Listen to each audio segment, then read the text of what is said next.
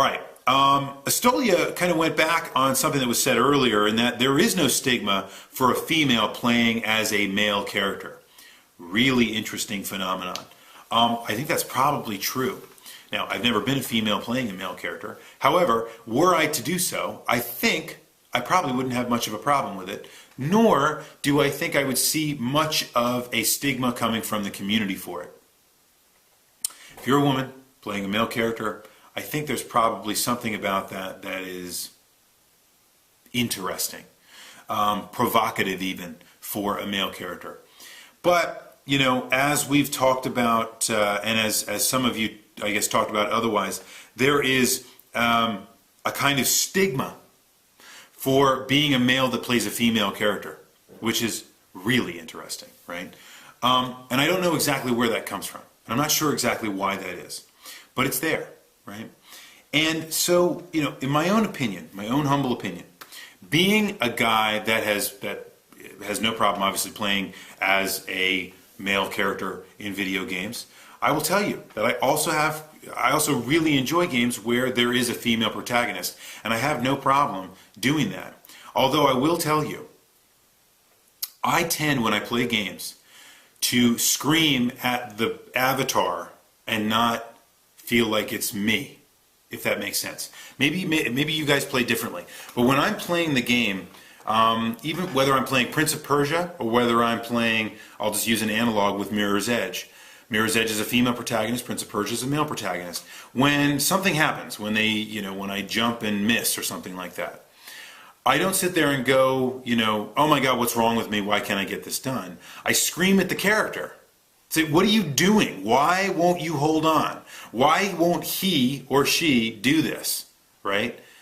I do the same thing with a female character. So in other words, I don't know that I'm ever really physically embodying that character. I'm just kind of telling her what to do, and she just kind of does it, or telling him what to do and he does it. That's part of the apparatus of video games, and maybe that contributes to it in some ways. Some of you might be different. When you embody a character, when you jump into a game, you really do embody that character, and it really does become part of your identity, and maybe that makes a big difference. I don't know. I'll be honest with you, I'm playing through Skyrim. I'm now at level, 25, 26, and I'm playing as a female character, and it's a lot of fun. I mean, I haven't seen any difference in it. I really like playing as a female character that, beats the shit out of things. It's a lot of fun to do that, right? I don't think that speaks to any kind of deep-seated issues that I have personally. I just think it's a lot of fun. It's a great game, and the fact that it gives you the freedom to pick whoever you want to pick, says, hey, I want to play it. There's no kind of repressed sexual feelings there. It's just something I like to do. So I think there is a stigma for men that want to play female characters, but I'm not sure that there is a stigma in the reverse, and I think Estolia's got a great point there. All right, now on to Maze, who really brought this issue to my attention as something that we should focus on, and I agreed wholeheartedly. Maze talked about the idea of the fact that she is punished by in communities if she acts as anything other than the kind of stereotype, right? The stereotypical female that would be accepted by the community, right? This doesn't seem to be a problem for Maze because she has adapted to this and kind of taken on a persona, as it were, to play into that particular stereotypical construction as the kind of sex kitten or whatever the case might be, what have you. And that works for them. But what I think is interesting is that I find it problematic that exists to begin with.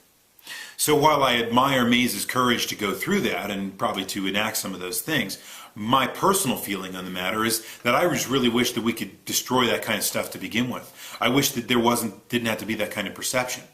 Now, I'm a man, right? I'm a single man, right? I'm interested in women. That's the way that it works, right? So I'm not going to lie to you guys, if I'm sitting there with a headset on and I'm playing a video game and I hear a guy talk That's cool. I'm talking to a guy. We're playing a video game together. If I hear a woman speak, the idea of a woman's voice is just going to be more appealing to me. My ears are going to perk up. What? That's interesting. There's a woman here, right? It's just part of maleness, right? I can't explain it. But that doesn't mean I want to treat them any differently. Doesn't mean I'm going to,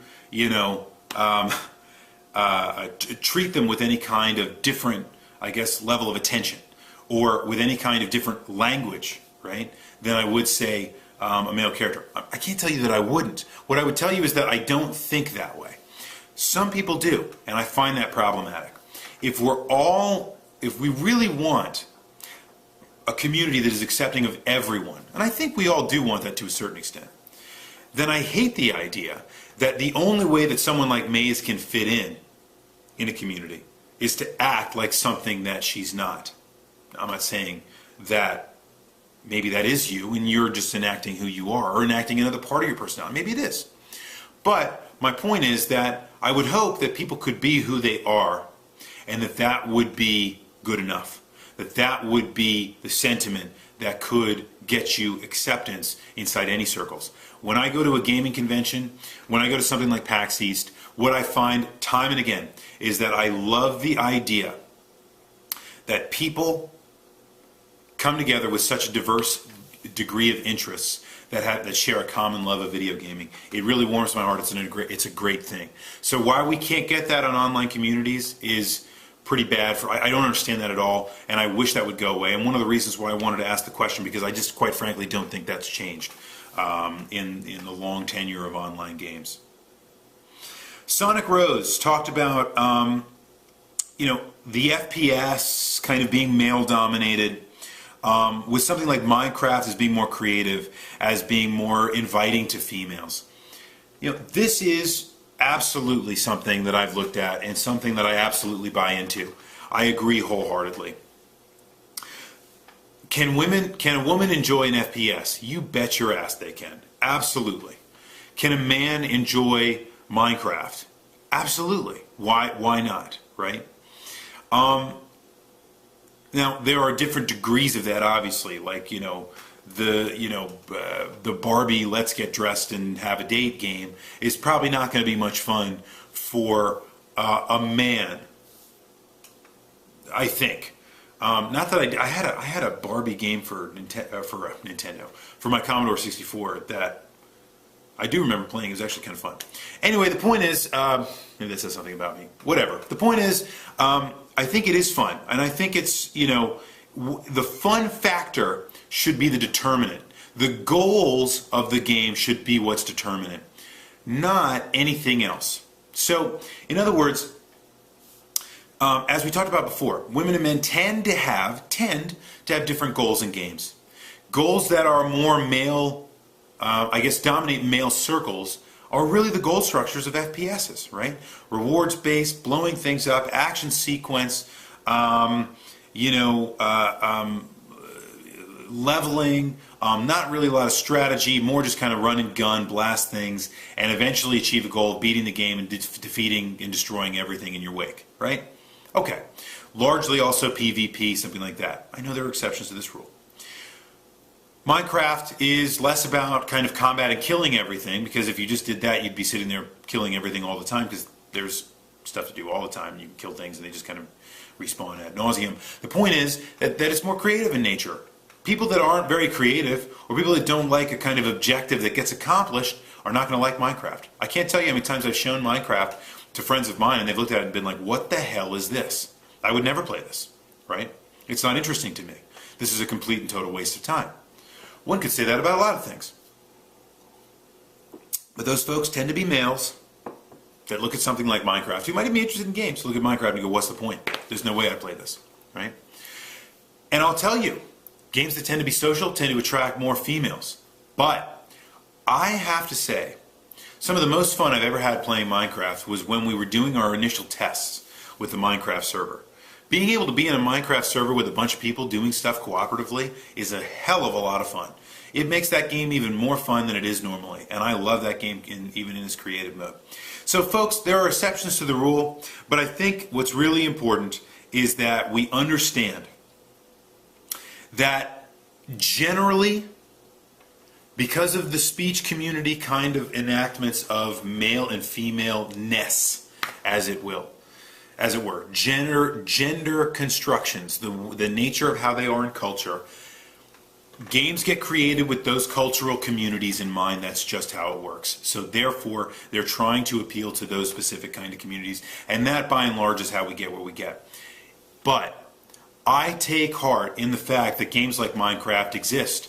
Because guess what? There are just as many men as women that play Minecraft. I'm sure that's not completely true, but it, by and large, is probably true, right? There are plenty of games that are created nowadays that are played just as much by men as women, and I think that's a good sign that we're turning the corner. Before I jump into my whole rant, I will keep going with all of your thoughts. Let's see. SMRPG Fan 101, another new person to our community, talked about several of some of the negative folks. Okay, I want to say negative, but let's call them, the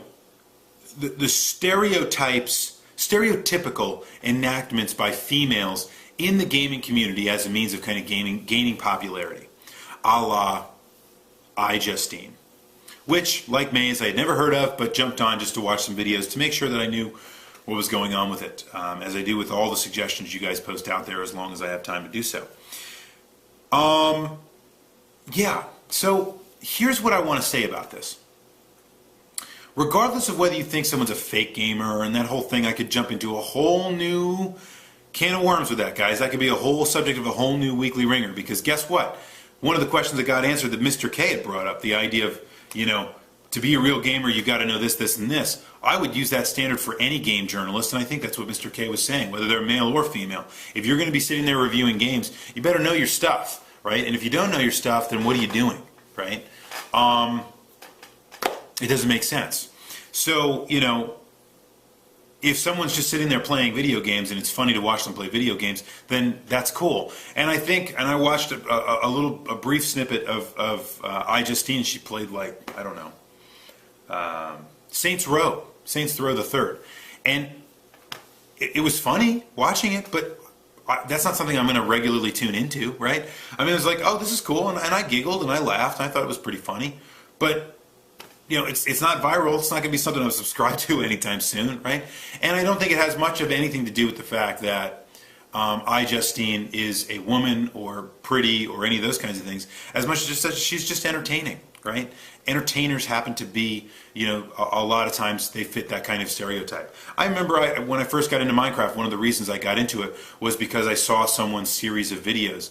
And I subscribed to the channel, I started really watching those videos. They were great. But it was just because I was watching someone play a game. Not because he happened to be a man that was also my age. And instead of being a woman that's also my age, like iJustine. I don't really see that that's necessarily problematic. But there are two ways to look at this. I think there is the Maze way of looking at this. That, hey, look, use whatever you've got to gain that popularity, to make money, to do whatever you do, right? I have no problem with that. That's number one. Number two, if someone wants to make videos, they should be able to make videos no matter what they do, right? Whether or not you think those should be popular, look, I can't stand some of the music that's out there today, right? I think it's terrible, right? It's terrible music. I happen to be a musician, and some of it just really disgusts me, right? But you know what? That doesn't keep it from being popular. A lot of people really love that stuff. Good for them. It's not for me. I say that to say this. It doesn't matter what you think about the fake gamers or any of that garbage. Here's what's important. Guys, if you don't like that kind of stuff, and this is exactly what SMRPG Fan 101 was talking about. If you don't like that kind of stuff, just stop watching it. Because if you stop watching it, there's no audience for it. And if there's no audience for it, guess what happens to it?